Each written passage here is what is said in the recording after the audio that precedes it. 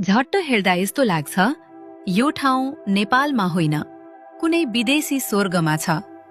तर होइन, यो हो रारा।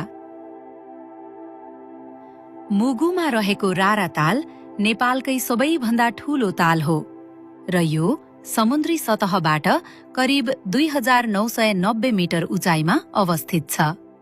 यसको क्षेत्रफल करिब 10.8 वर्ग किलोमिटर छ।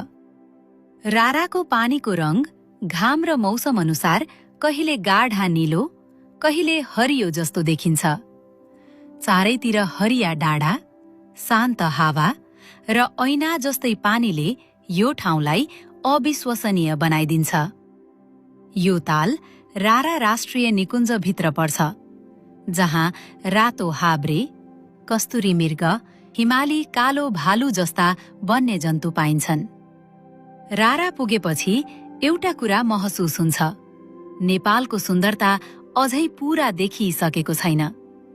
केही ठाउँहरू केवल हेर्नका लागि होइनन्, जीवनभर सम्झिनका लागि हुन्छन्।